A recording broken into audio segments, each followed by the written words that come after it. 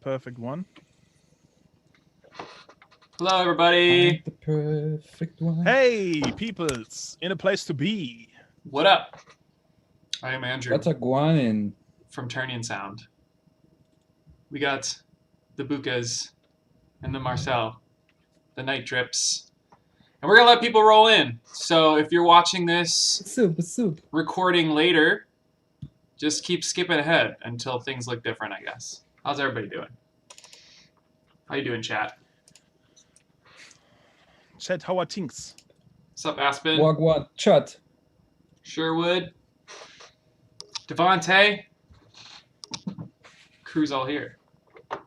Da, da, da, I want to play da, some da. tunes really quick. Let me know if it is playing on y'all's end, chat. And actually, Marcus, I need to send you the listen to link so you can hear high quality at the same time as me and Ken, Cool. which I will do in a I'm second. in my here. spaceship now. I guess enjoy my spaceship. I'm so happy now.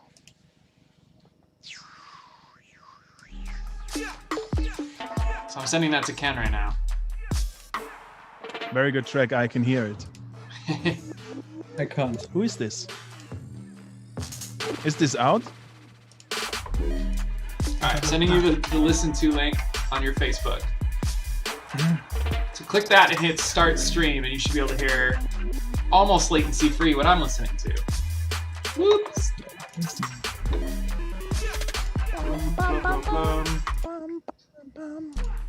Yeah.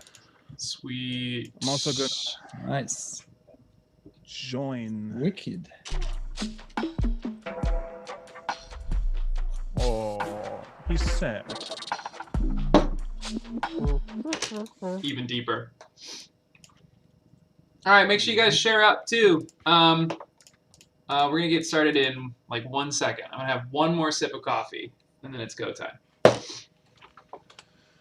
Go, Tom! Bright. People, how are you doing?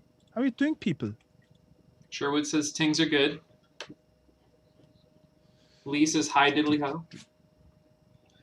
Hi, Whitley Bot.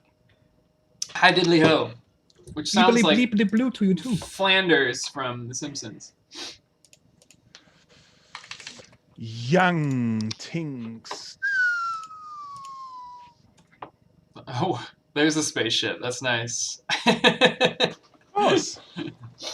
Flying. Whoa! All right. That's a turbulence. Let's get into it. I'm going to check this message from Eric to make sure he's not saying anything like, yo, it's all messed up. Okay, he did not. He's just sending a cool track. There he is. He's in the chat now, too. So, welcome to the first Track Dissect stream. It's something that I have done before, but it's been a while, and I think we're going to make it, if you guys enjoy this breakdown and like active listening session, I think we're going to kind of make it a staple, either bi-weekly or weekly. And the goal is to grab some headphones or some like nice well-range or high-range speakers if you can. And we're going to talk a little bit and introduce tracks from guest artists, Two Rangers obviously this time. And then we're going to do a full listen through all the way through. And then we're going to talk about the track after. And I just think the goal essentially is to have a deeper understanding of not only like the ideas behind the track, but each of the individual parts. Maybe we can help you hear what's going on and like the intricacy behind these songs and what makes them really special. And the reason I wanted to do this, or I had the idea for the Two Rangers release, is because, you know, I know Ken's production pretty well, like we've worked together, but when I was listening to these tracks, there's just a high amount of detail, you know? I think they are the kind of tracks that even though they work in the club, obviously, they still deserve many listens through, and you'll be able to hear something different every time. So I think that's super cool. Feel free to throw some questions out and comments in the chat. I will be trying to watch those as I am sort of guiding. I've got a big list of my own questions here as well. So there will be no dead air for that reason. But let's just start in case people are new to your project. Whoa, there's a big plant in space there for a second. Whoever wants to answer this, can you just talk about the intentionality and the general concept between you guys coming together to make a production duo and what you guys are trying to put out there?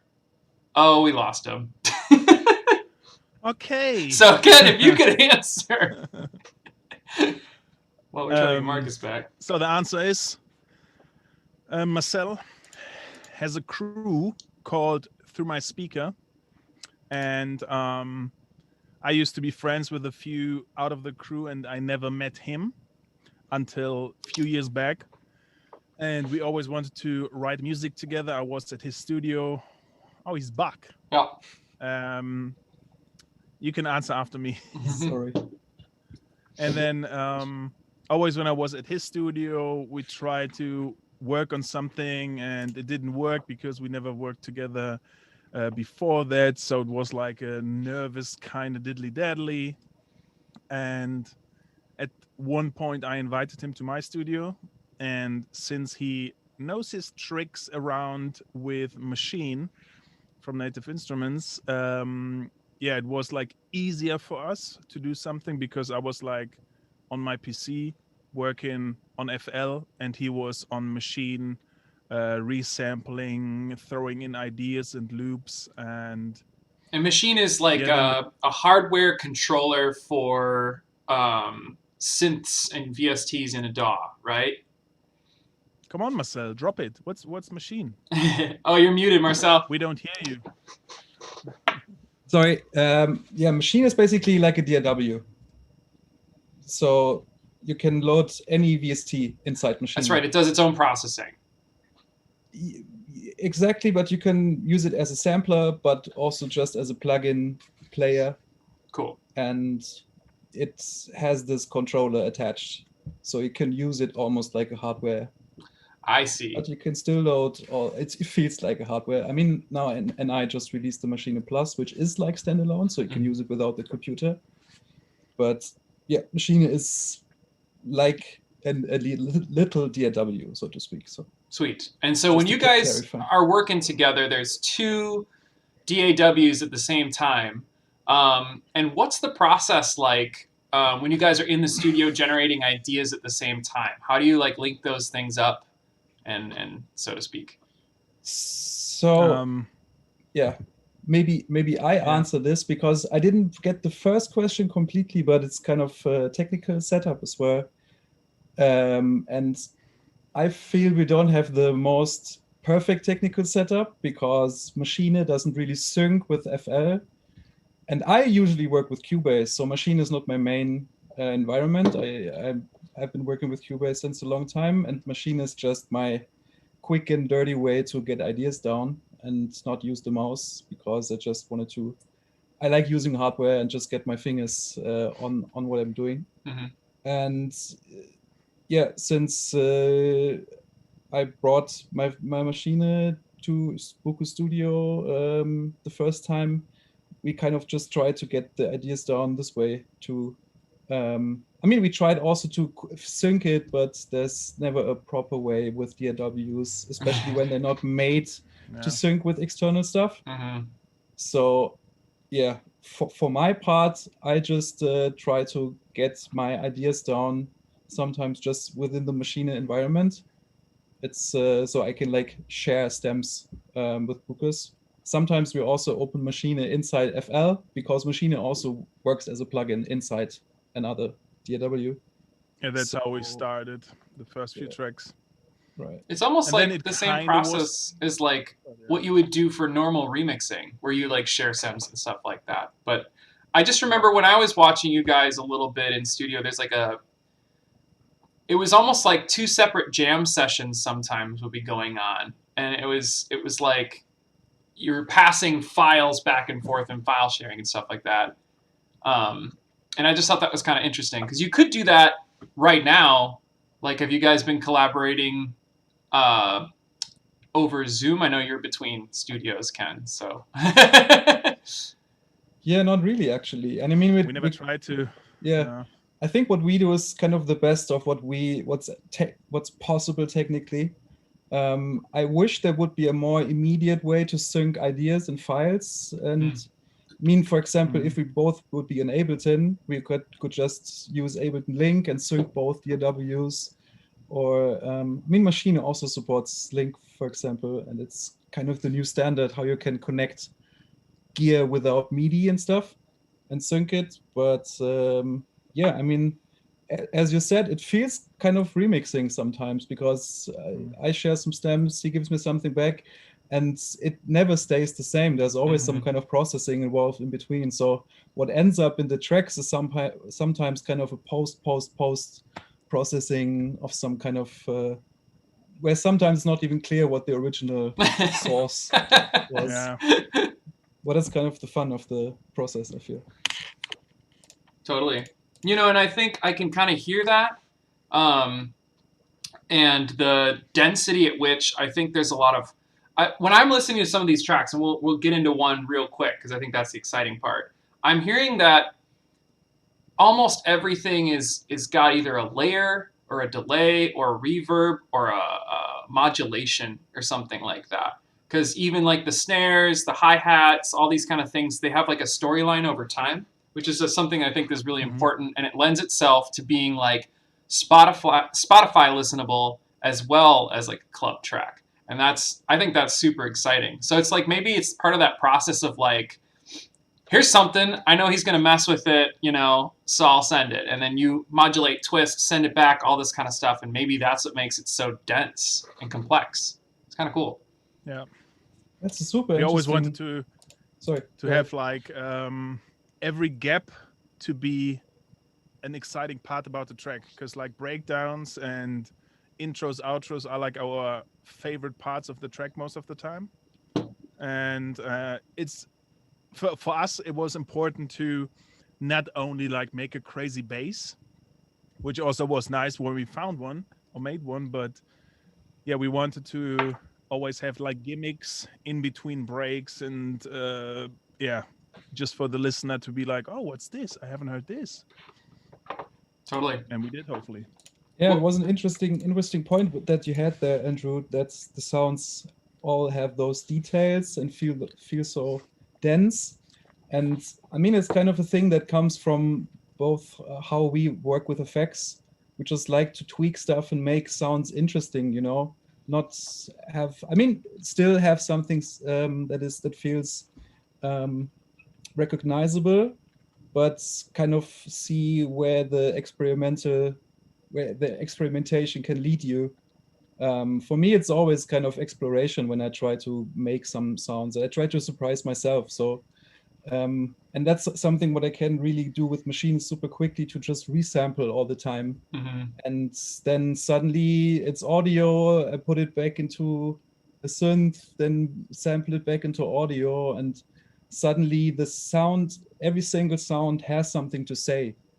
And then it's kind of just putting them all into a story, into a coherent, flow.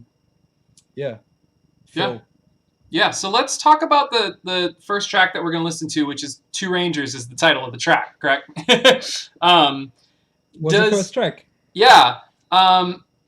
Does this track speak for the concept of the project? And if it does, in what way?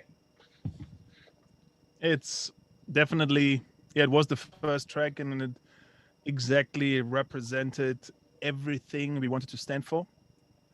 From lasers to different genres, which mainly for us are dubstep, trap, grime, and dub. And especially the whole dub theme we wanted to bring to like a, I would say, new audience or new sound. And yeah, with Two Rangers, it had the kind of vintage sci-fi space western feel to it. It had the energy, but at the same time the, I don't know, nice parts, I would say, sparkly elements. And yeah, Two Rangers definitely was the first thing we thought of, like yeah, the two space rangers that we are. We all went with the theme as well on our Zoom backgrounds. All right. So, Yeah, and go ahead. just if I can add something there, like Mhm. for me, I never saw myself as a genre producer in the first place. I just love sounds. I love dub, but dub for me is more than just the music. It's also a concept. It's how you treat the sounds in a certain way. Like you said, like making the sounds dense, but still this with delays and echoes and all those kind of modulations. That's kind of my biggest inspiration. I try to apply that to everything that I do. So, but with Bukas, we had kind of this idea to really make a fusion of what everything that is inspiring to us at the moment, sound system, culture related, and that's the first track kind of is the perfect fusion of that, I feel. Wicked. And All right. set the journey off. Yes. So we will do that. I'm going to give you guys a few things to listen for, and if I could have you guys... Are you already muted? You're just professionals, man. Didn't even talk about this. So for the chat and everybody who's listening in the recording, some things I think we should listen to, and make sure you got headphones would be probably the best way, or some good speakers. There's, of course, Buka is using his own voice. There's the dub horn samples, which I'm going to ask about, like, how did that come about and what were those created for? Listen to the sense of, it's not just here. Sounds can be here, they can be left, they can be right, they can be back, they can be forward, and try to, up and down, try to listen and, over the course of the whole song, maybe like take stock of like, what am I hearing way out here? What sounds like that's in the room? What sounds like it's right in my face, And I think that'll potentially unlock some of the really cool parts of this. And maybe on the second parts in the later half, listen to like, okay, I can hear the snare. What is the snare doing over time? What effects are applied to it? So let's just play it. I'm really excited. Same. I got all my pretty visualizers up, even though really we could listen with our eyes closed and it would probably be better. I've got a sweet submarine animation for those who need the extra stimulation. Okay, here we go.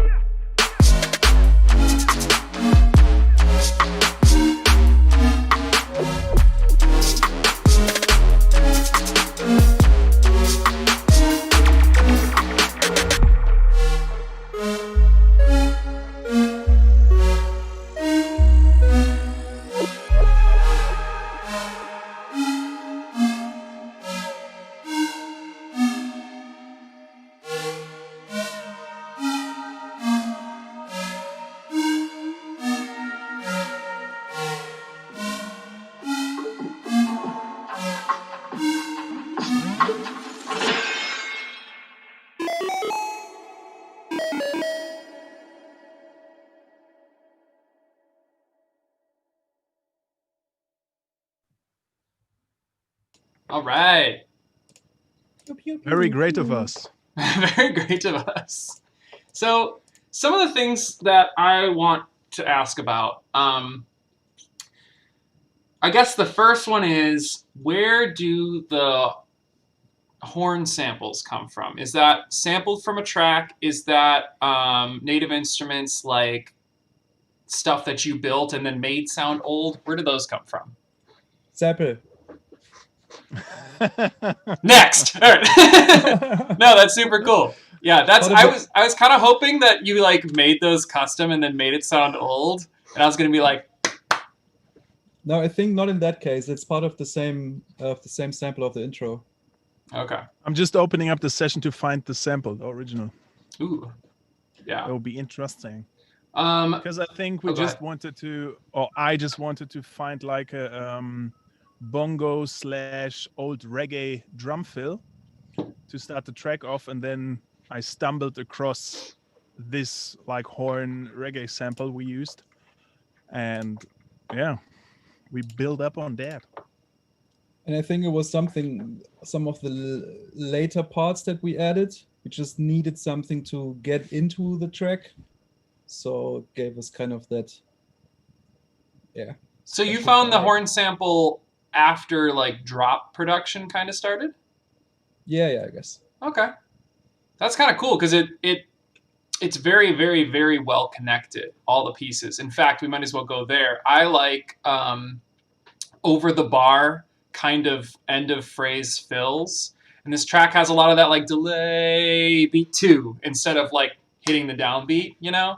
And it really, I get the experience of like the song or like the people in the dance are like about to like trip over themselves kind of because you're like, I'm waiting for that beat 1 kick, you know, and you don't quite give it to them, or you like hit beat 3.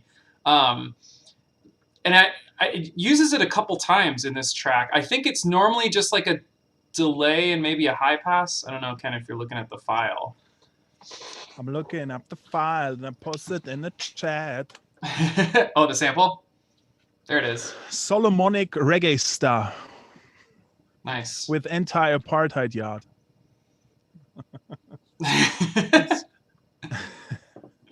I never heard of it, but I had like a huge collection of like old reggae since I don't know, I was 18 because I love roots reggae, and then I found this.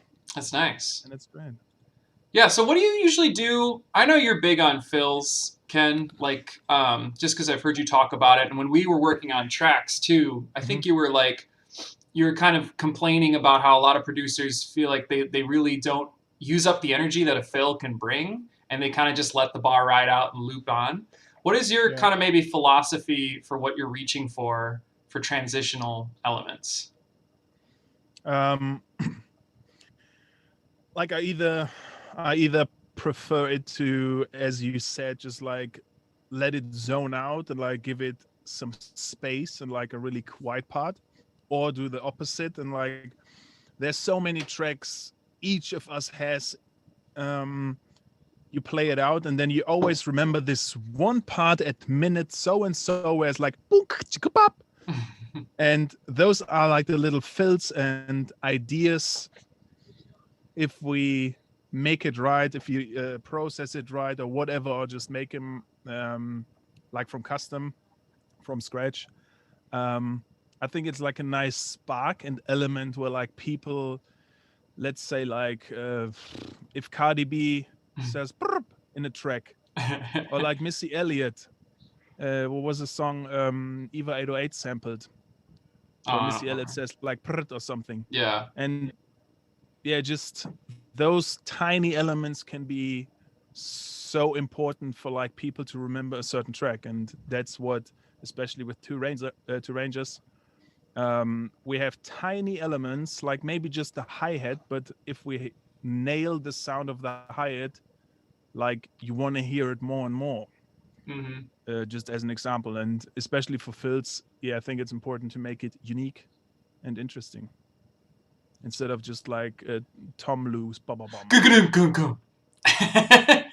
I'm definitely guilty of the like standard fill sometimes, you know. You're just like, I just need a couple of toms.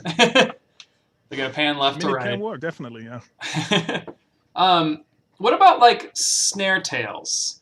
So snare layers. Marcel was talking about like the dub influence, and that is really, really clear on the snare processing. And Marcel, if you could talk about this, what kind of things, like techniques, or maybe even plugs, do you reach for to create all these different cool snare motions? So since I'm working mostly in machine on my part, I'm just mostly using the onboard machine delay, which is actually doesn't sound too good, but it does the job if you kind of modulate it a lot. And there's a grain delay, which I really like, which kind of does some grain pitch and pitch shifting stuff. So doing a few passes with those delays and just tweaking the knobs slightly. Are you And performing them kind of like while it's recording? that's what I mostly do. That's why I use machine in the first place, to be able to do that live and to automate stuff, Okay. to give it that human Yeah. element, whatever, Mm-hmm. or that unpredictability. On the other hand, it's not an automation where you can feel it's 30%, 50%, 70%, but it's kind of, it has some unpredictability in there. So I use that, but also there's a machine exclusive performance effect, which is also a delay and a tape stop. And I combine those often to kind of have the tape stop pitch down, send it into a delay. Yep. And the delay is also pitch shifting a bit. And yeah, you can throw whatever percussion stuff into some of these effects chains that have this modulation going on. And you just get some amazing things you can layer under a proper transient snare. So that's what I do. But Ken, you definitely have some favorite plugins and techniques as well to share. I mean, I think the main thing which is needed to to arrange a sound is definitely a delay. And I don't know, I think delay plugins I use and have 5 to 6 different ones. It's the best effect. It's the you heard it here. Again, it's dub music. Delay is the number one effect. A delay and a filter, you need nothing else. Yeah.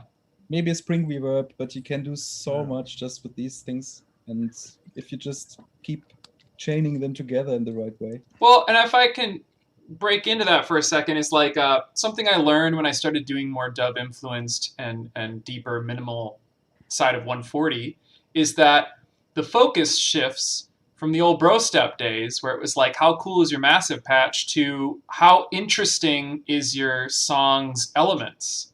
And like sometimes even, and when I'm taking private lesson students through this, like we're listening, we're just like, that sub did not change for 4 minutes, you know? The interesting part was the human sounding delays, like what kind of effects were happening, what pitch up and slowdowns and stuff like that.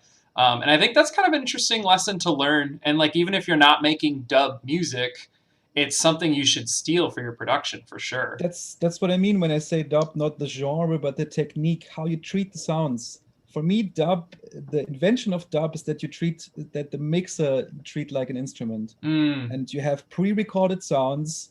I mean, everything has been invented through dub. The remix, all those kind of techniques is a dub thing. So there's definitely always some, if you never looked into dub music, all the electronic stuff that we listen today is influenced by the techniques that Lee Scratch Perry and King James. There's a rich history. Invented.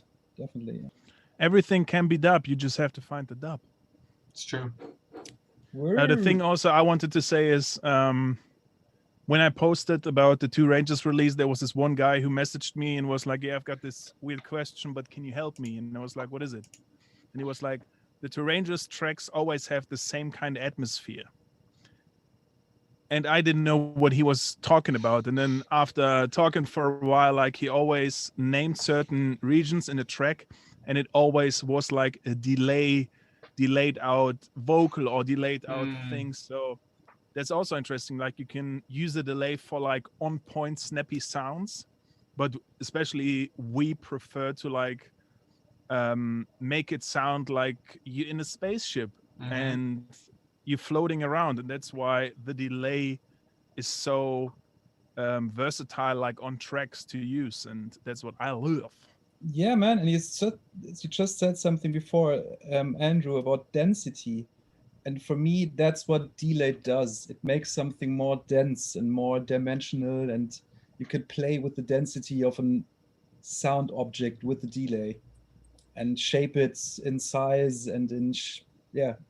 Yeah, because not only are you adding rhythmic density, you know, as in like playing more notes, but I suppose it's emulating the real world slapback of a physical space. There you So go. you're almost like Space. imagining these like kind of worlds, you know, that are being implied by reverb and delay. And it's funny especially if the delay is, for me, I mean, that's this the quote that Ken just dropped by Matt Professor, was it? Or I think so.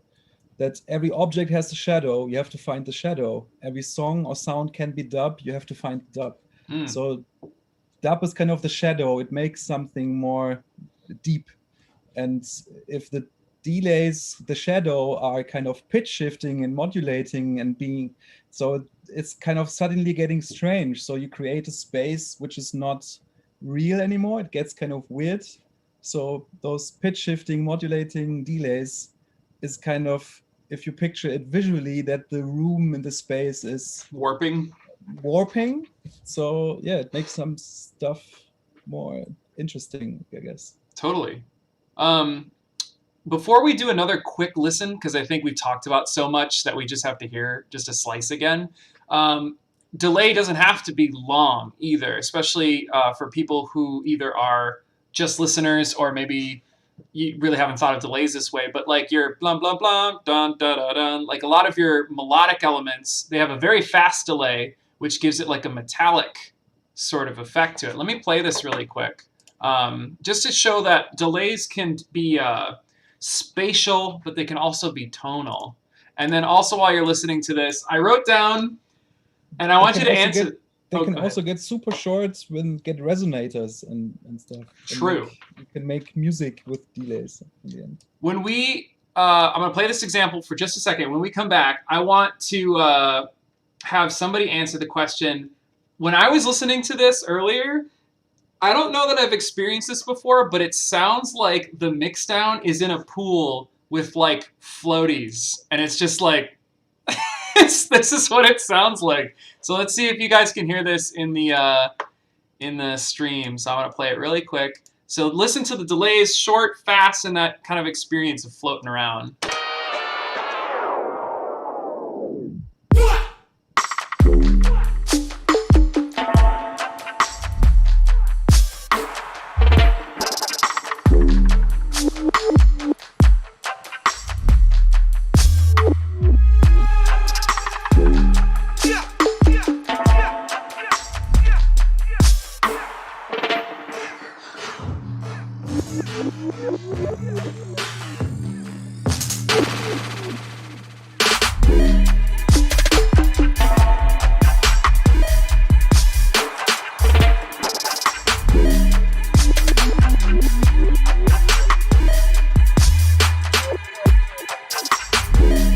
I mean, everything on there has got some amount of delay. I just realized that, like, I feel like every element has delay on it. You found our secret. We got to the bottom of it. Yeah, so execute him. Ken, what is it like to balance these? So mixing engineers have to kind of balance like the mono powerful core pieces. They've got to kind of like, there's a little bit of rules you have to play with, but then also there's so many elements that are like potentially phasey or wide. How do you like manage this mix down and keep it clean but dense? I mean, it's pretty cool. A thing I really focus on is not to use too many voices and like I don't know, widening plugins and chorus. I never use chorus effect. I never use a widening plugin unless it's like in a mastering process on the top. what I prefer is to have like elements, let's say like a ping pong delay, which goes from like left to right, gives so much space. Then you have hi-hats. The first hi-hat is on the left channel, the second hi-hat on the right channel, and like it keeps kind of like, yeah, jumping back and forth. And that's important for me, so I can create space.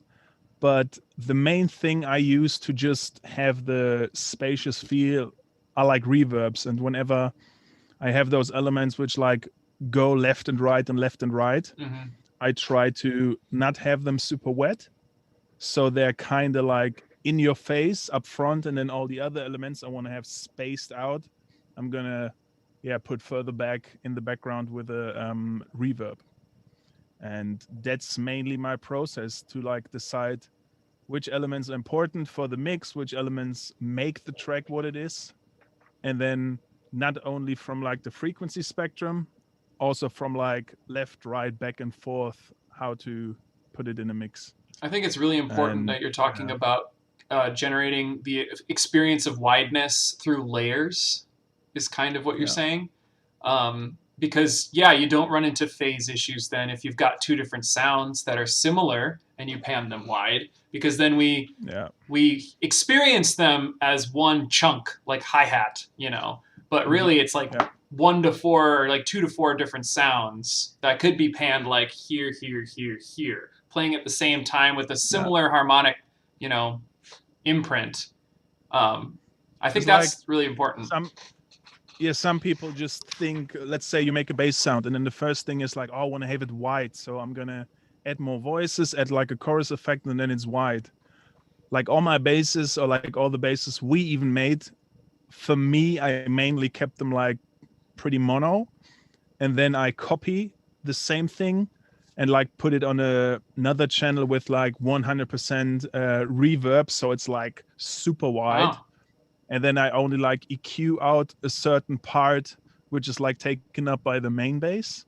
So you have like the high, more sparkly element of whatever it is. Mm-hmm. Sometimes you can enhance it with like a RC20 is perfect because it has this following thing, so you can just add white noise.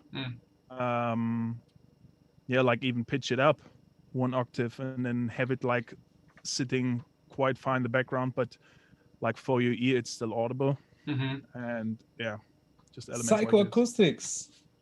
Psycho. Yeah, that's the thing you have to just find out, that you have to, that the ear hears different frequencies in a different way. So yeah, if it comes to layering, the better you can split the different parts and treat one as the layer for the width and the other just for the mono part, which is always the main part, because you don't need a lot of volume to perceive or kind of fake some width or some space. It just needs a tiny bit sometimes that it gives it some more Psychoacoustics. That's something to look up. Let's go to the next track. So what is this is the Langpon Sirius. What is this track inspired by? Let's just start there. It's a chase in space. A chase in space? Does that affect your choices of sound design or composition, rhythmic programming, or anything like that? Did you find the song informed the overall experience as you like explored it, or did you have an idea kind of that was executed?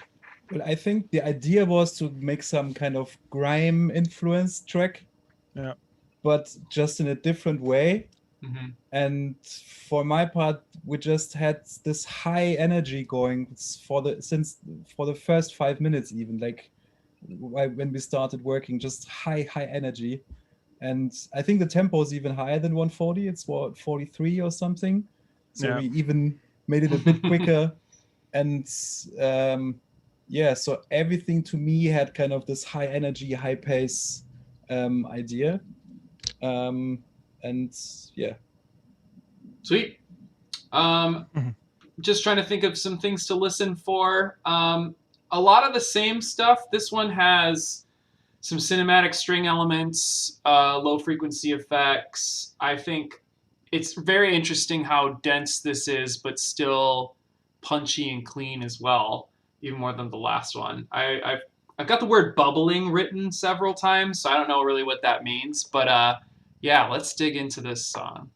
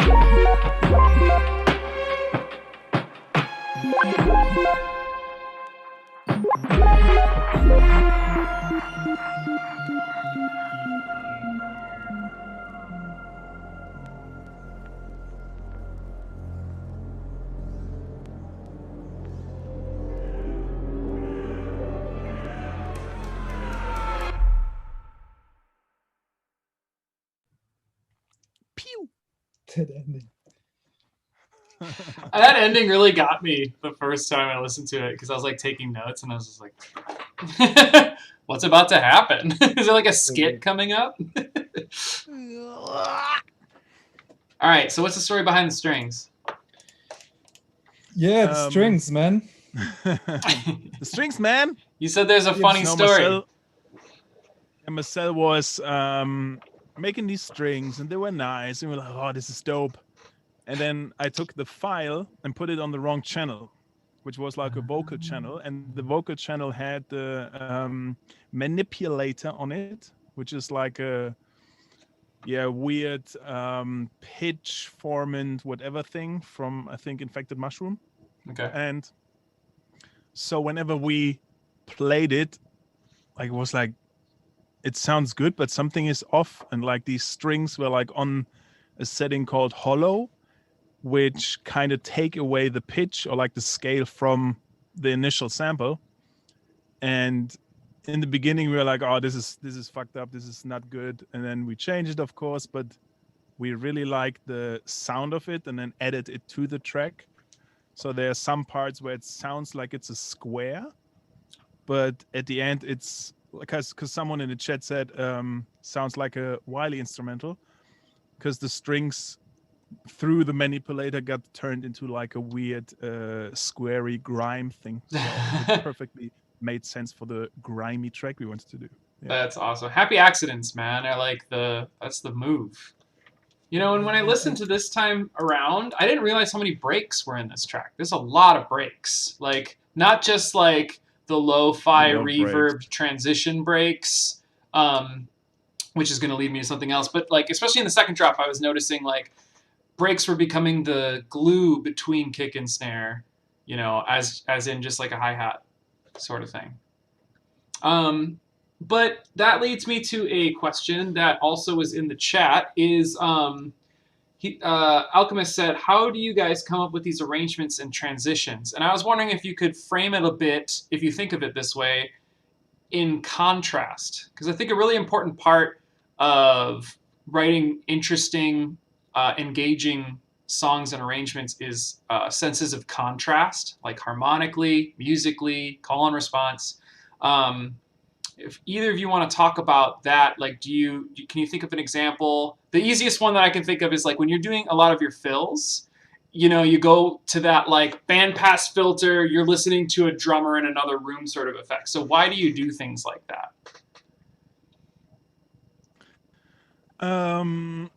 Like for me, I always see it as, what's the story about the track? So whenever you have like the basses, the drums, and everything playing, it's I would say weirdly less of a story. It's like the track which is playing, and then in the breaks and in the breakdowns you have a chance to like talk about your story, make your story more impactful. And that's what we like, that like in the second drop you hear like a gunshot, a laser gunshot. And lang, for some people who don't know, in patois is a gun. And so it was like a gunfight in space, of course. Lang Pont Sirius, which is Sirius is a planet pretty far away. And that's how we decide like what's the transition. Like, do we want to transition from one part to the other? Are we still in the fight? Are we like in a chase, whatever? And I think, yeah, then it's easy to, first of all, decide what is the break or the breakdown going to be about, and then how do we achieve it. And silence always is a good thing to start with, and then you can add like more quiet elements, organic sounds, whatever, and then it's easy to like make the track follow your own story. Yeah, I feel sometimes from my side, the evolution of an idea in a track also comes through how you use the single instruments together. I mean, layering is one technique, but you just mentioned something, for example, call and response, and also to have like parts of a melody not played by one instrument, but three instruments, for example, each play a little melodic figure, and together they add up the whole melody. And this kind of also gives some certain drive in the music, and then you can still see in the later part how you develop these little musical figures into something else. And I mean, this track in this particular example, for me, on my part, most of the idea came from using some string sounds, but not in the typical way that like they're used in typical grime tracks, because they just use those cheap sampled strings, and I wanted to give it those more cinematic, big sounding, ominous theme. And so for the breakdown, you always need something to tell a bit deeper part, I guess, of the thing. Like they can explain what is happening, get some silence in, but still try to get some elements that have been there before, but maybe shine some more light on them, and try to develop the idea. I mean, my background is actually not being an electronic music producer, but I was mostly doing film music in the past as well. So, and have some classical background actually. So that sometimes helps me to develop some musical ideas that are just not one single melody, but just trying to expand on that and trying to develop that into something else, or give some B part to the A part, you know?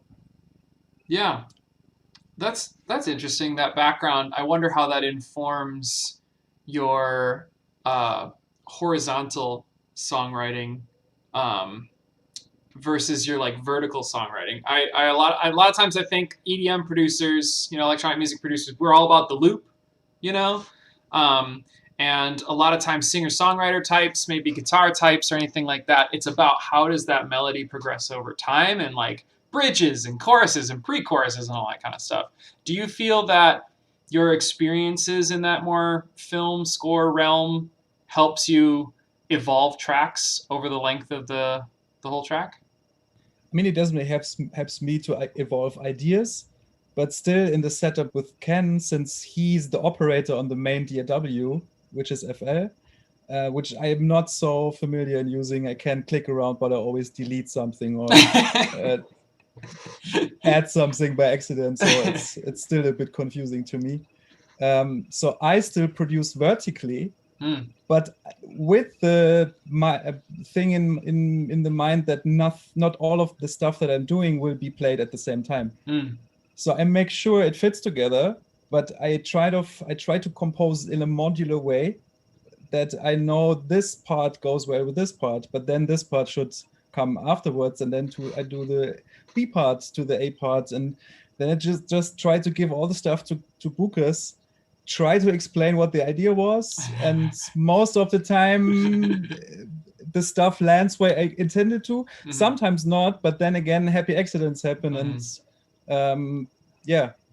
So I think Bukas can definitely say some more on how he just attacks making a track arrangement. One thing I learned from him is just at some point he just starts with the intro.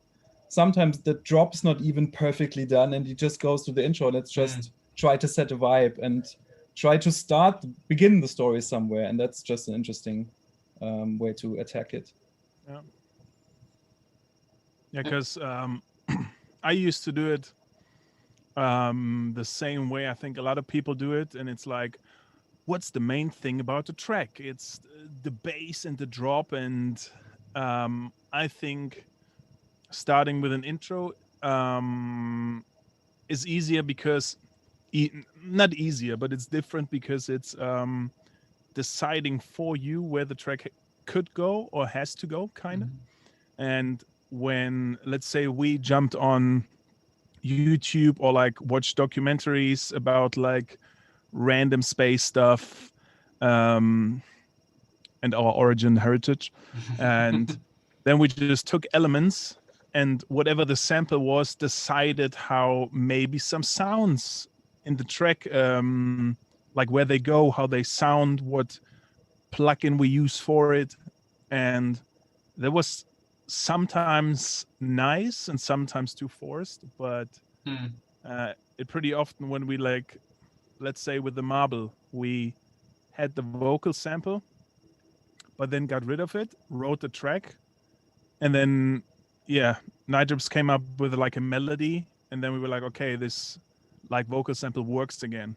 Oh, that's And interesting. I feel like a lot of it times just I love the idea when you use something to build the track and then you delete that and keep the rest, because I think that's just kind of like that's kind of cool. But it's funny that it came back. That's interesting. Yeah, and I mean, yeah, as he said, like he sometimes writes elements or melodies for the track, and then since we both are like two super different producers when it comes to making music, I definitely am more the guy who has like most of his ideas already in the back of his head. That's me. And Marcel lets like the music tell him where to go. Mm-hmm. So it's, for me, sometimes I was sitting there and I already knew where I was going, what I wanted to do. And then he surprised me with like a certain element of sound. And then sometimes it took me by surprise and I was like, ooh. But then I had to implement it. But also sometimes I was like, fuck off. And then I just reversed it. And sometimes yeah. they haven't. Sometimes the machine is not even on, and you already have a beat going because it just dragged samples in there, and it's already the full track. And I haven't even sound yet, so. I think it's just for me. Yeah, it's important to have both, because like I'm more Ken's style, where when I go into a session, it's like mostly here already for the most part. And then when I'm working with Jack sets up, what I like to say is he sets up scenarios in which like the song evolves, kind of. And I think it's one of those things of like balance. I think a good amount of both is what's needed to make something like unique, and if you want it to get done kind of rapidly, you know, because even when you have the song in your head, the core is there, you know, and you can fill in the blanks as you go, but you still need to have like happy accidents and inspirations and like moves you made that informs the next move, like the next puzzle piece.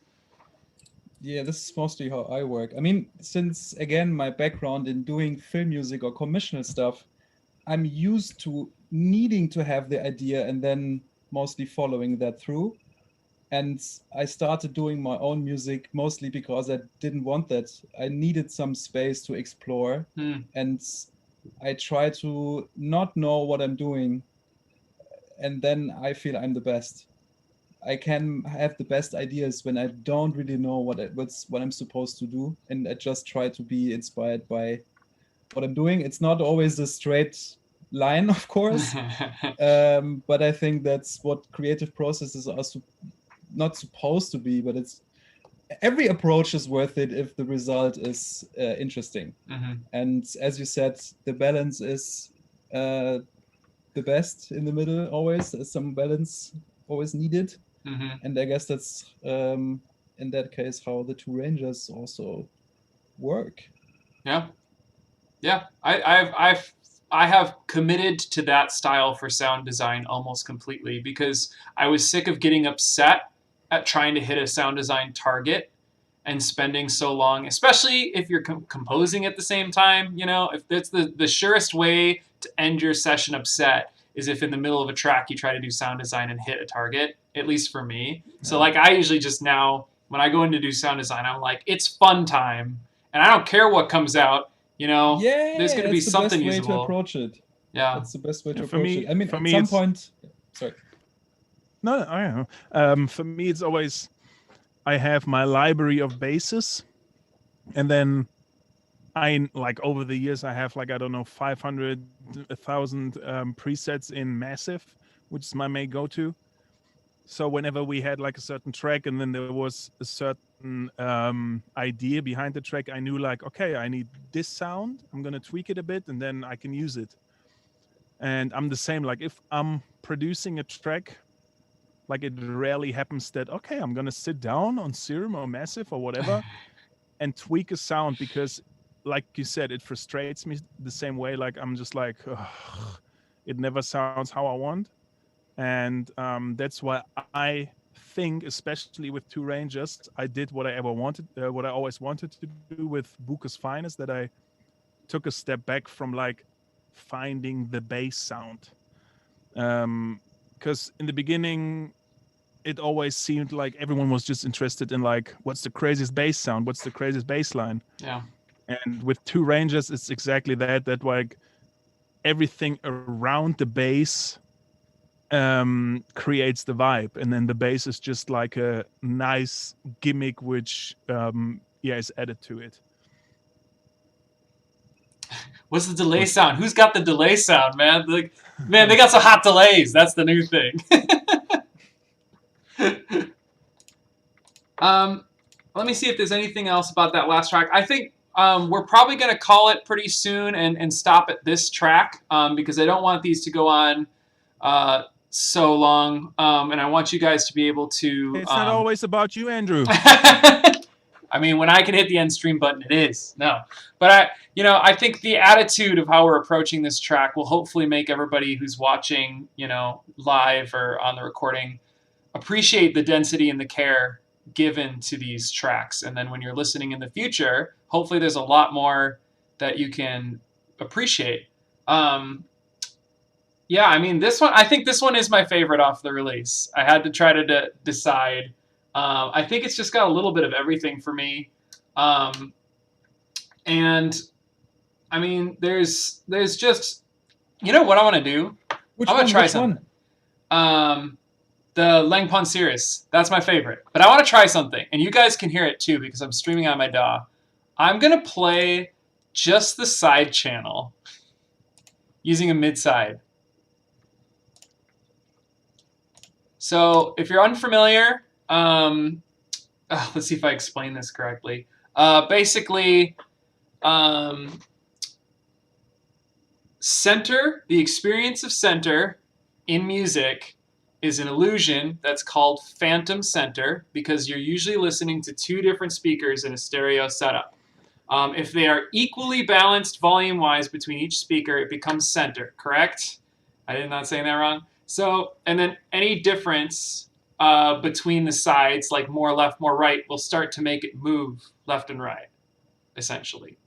So when you're using a mid-side EQ, it's using math and filters or whatever to like, when you click mid, it's giving you signals that are balanced evenly. And when you click side, it's giving you the subtraction, I believe, of it's like mid minus the full track. So when we're listening to the sides, it's essentially the choices of panning is what we'll be listening to, effects, and any sort of like phasey time-based things that Two Rangers has decided to do. And if you've never tried this, it's really interesting, and you'll learn a lot about production. Go ahead, Ken. Do you have something you wanted to add to that? Next release is going to be only sides, and then you have to imagine your own reality. Mono. I thought you have to buy the mids extra. The DLC is the mids. All right, let's listen to the sides, just not the whole track. I think this is going to be potentially interesting. And sometimes you'll find things. Myself. You'll find something that's hidden. A Ken technique is to have something auto panning back and forth a lot of times. Usually some sort of like hi-hatty Foley thing. I don't know if it's in this delays, one. Yeah. But let's just check it out. So I'll do a little bit of the right before the drop, and then we'll get into the drop.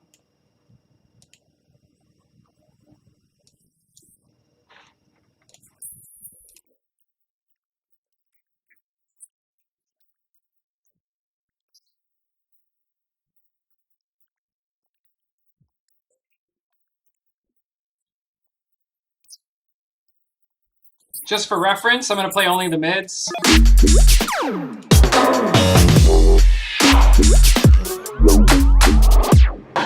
We'll go back to the sides.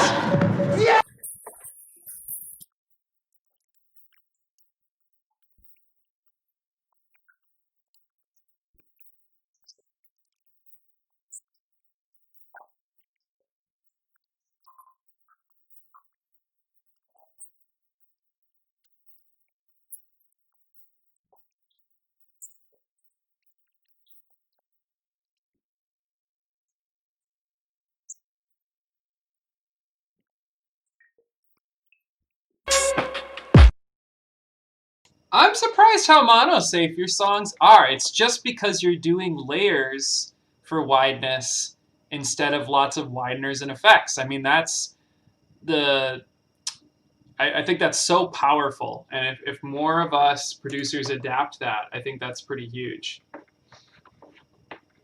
So, all right, they're asking for Dusty Plasma. Let's just play it really quick, and then we'll be out of here. So I'm gonna hit play.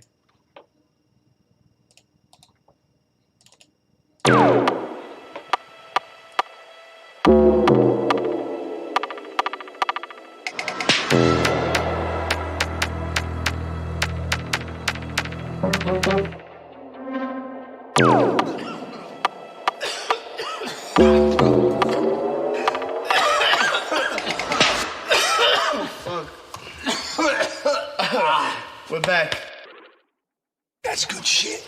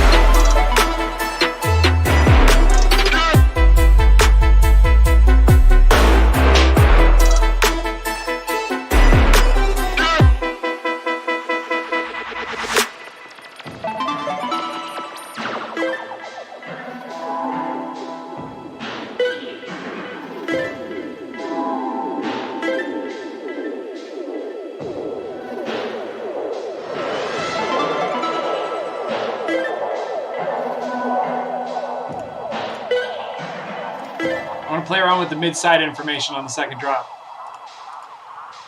Because I can. No, I'm. So here's the sides.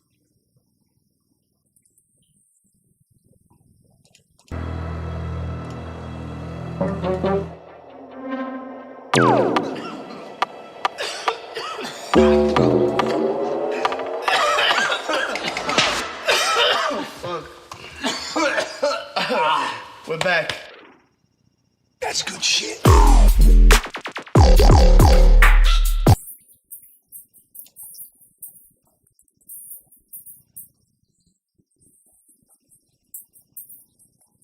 Creeping on all your mids.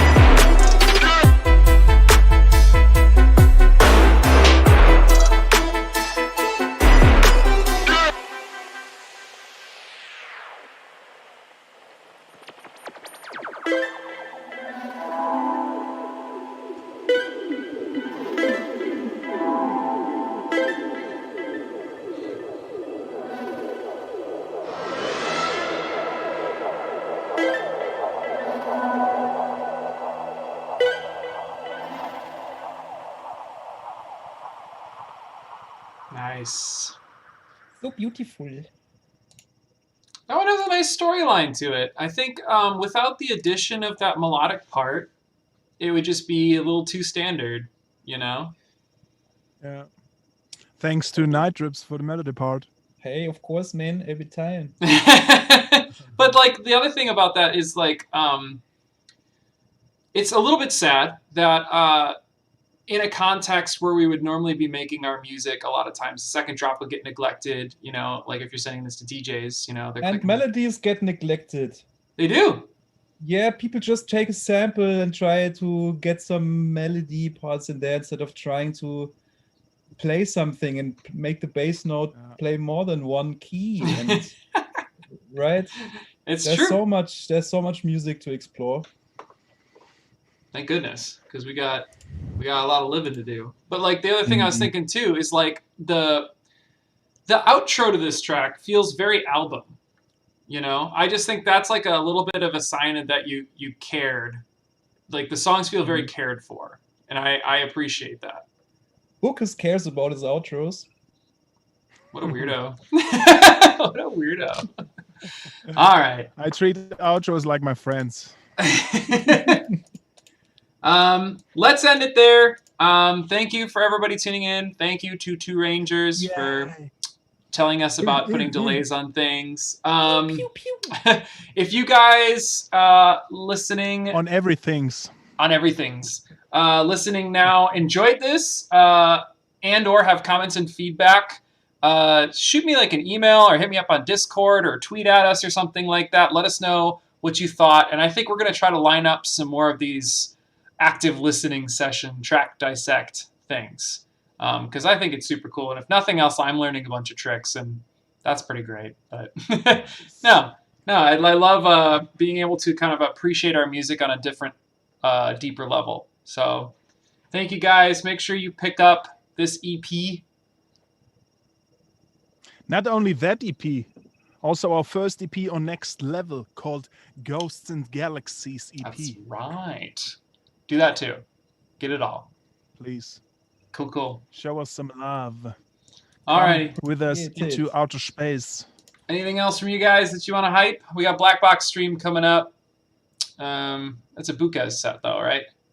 Yeah. Yeah, so that's Wednesday night? Yeah. I think, yes. I should be there. I think Eric and I are going to... I'm going to play some decent, fresh, new Two Rangers in there. I mean, new. Ooh. Thanks to Corona, we don't have the new, but we got some unreleased goods. Sweet. Still new for the Earthlings. Yeah. But we'll see you guys there. Sign up to the Turning Sound Discord if you want to talk some production-y stuff. And if nothing else, we will see you next time. Bless up. All right. I ended the stream.